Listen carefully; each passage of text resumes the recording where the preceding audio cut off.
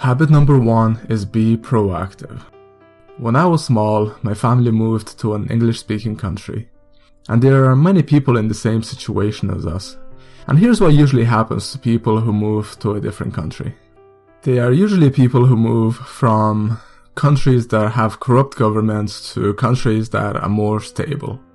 They are usually educated people with degrees, but these degrees don't transfer over to their new countries. And usually English isn't their native language, so they don't speak much English. So out of necessity, they end up working in unskilled jobs, and often end up working in these jobs for the rest of their lives. And that's where the problem lies.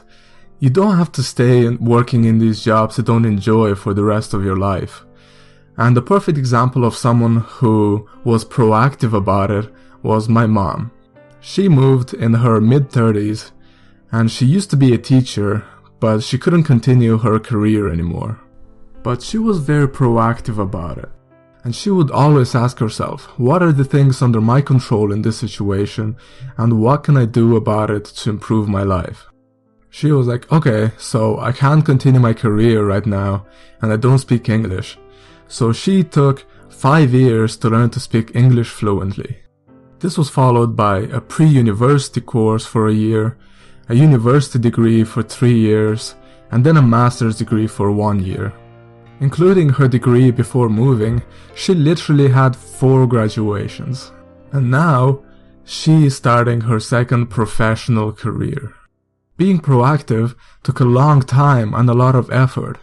It would have been much easier to just complain about the situation or accept the situation and not take this path. But because she did, now she can enjoy her life much more than she would have otherwise.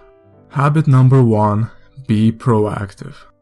Habit number 4 is think win-win. A perfect example of a win-win situation is me making these videos. This benefits me because this forces me to read more books. It forces me to read books much more consciously as I have to understand the concepts in the book. And after reading these books, I can't just forget about all I read. I have to think about how can I apply these ideas in my life, and how can I explain these concepts through things that personally happened to me. You as the viewer also wins. You get to watch a video about the best ideas from the best books out there, and you get to see examples of how you can apply these ideas to real life situations which can have a positive impact on your life. So habit number 4, think win-win. I first heard about meditation and its benefits about 2 years ago, but I never got started with actually practicing it. I was always thinking I don't really have the time, and what's really the point of sitting there for 10 minutes doing nothing? Well, 6 months ago I decided to actually start doing this.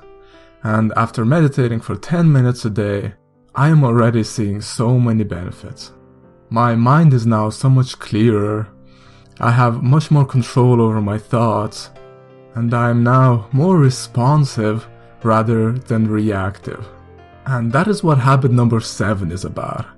Sharpen the saw. It is obvious that when you are trying to cut down a tree, you should first sharpen the saw.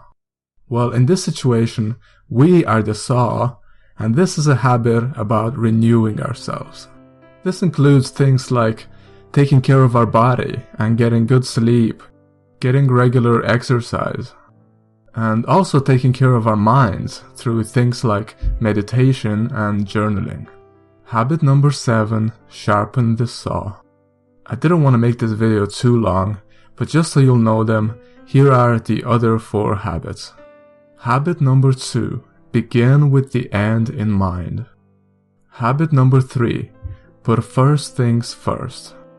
Habit number 5, seek first to understand and then to be understood.